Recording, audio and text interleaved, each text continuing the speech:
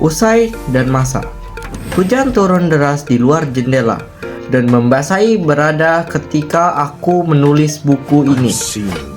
Untuk Anda, sering aku berpikir, langkahnya baiklah kalau kita bisa ketemu dan berbagi kisah.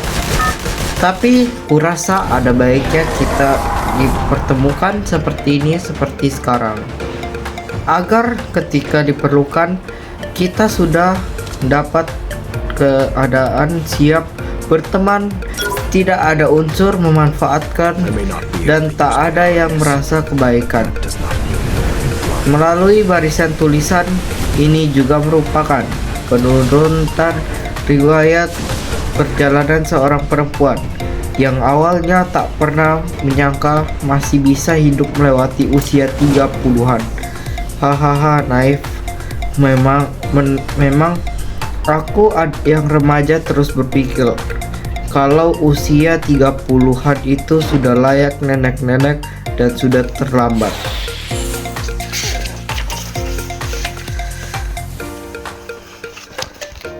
Melakukan segalanya, tetapi usia 30 membuatku merasa utuh sebagai seorang istri, anak, dan ibu, terutama secara finansial dan spiritual.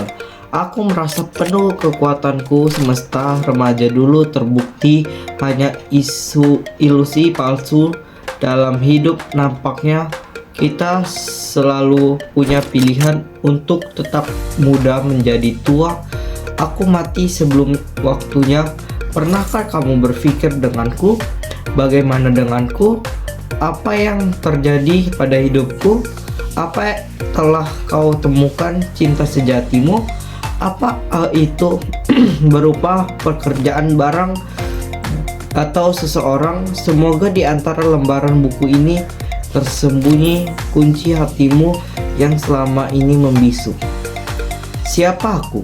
Aku bercermin dan terpantul diri yang sudah tak utuh, bilu memar di tangan dan benjolan di kepala yang masih bernyut. Sedikit menjelaskan mengapa air mata terus jatuh. Cermin itu aku ingat ada di lantai imbalan dari tetangga yang sudah tak memerlukan lagi, karena dia sudah mampu membeli lemari baju dengan cermin menempelnya di pintunya. Aku bersyukur karena cermin itu tak ikut remuk seperti kepalaku, karena kalau ia mungkin makin bertambah kerepotanku. Meski bersih-bersih di jam segini, jam 3 dini hari maksudku, aku menoleh ke arah kasur di mana di sana ia tertelungkup, menegur dan mengeluarkan bau menyengat yang akhirnya terjadi pemicu kekuatanku untuk beberapa waktu. Bau arak. Aku sungguh ingin tahu bagaimana perasaan memikulku. Aku segera mendapatkan jawabannya. Saat itu dia pasti senang dan lega, karena aku pun begitu. Aku bukan tipe perempuan yang diam saja. Kalau disakiti, aku pasti membalas. Dan aku pun mengharapkannya jatuh saat aku mendaratkan tinju di cakaran dengan tenaga penuh. Aku berharap dia luluh dan menyerah.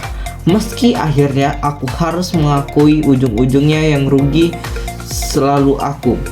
Dia mah selalu begitu posisinya. Suara dengkurannya yang tebak apa.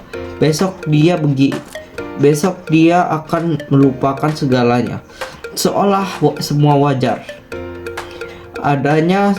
Lalu aku akan mengalah dan mencoba berpikir, ya sudah, bagaimanapun dia suamiku, pilihanku. Malam itu bukan yang pertama, aku juga bukan yang terakhir.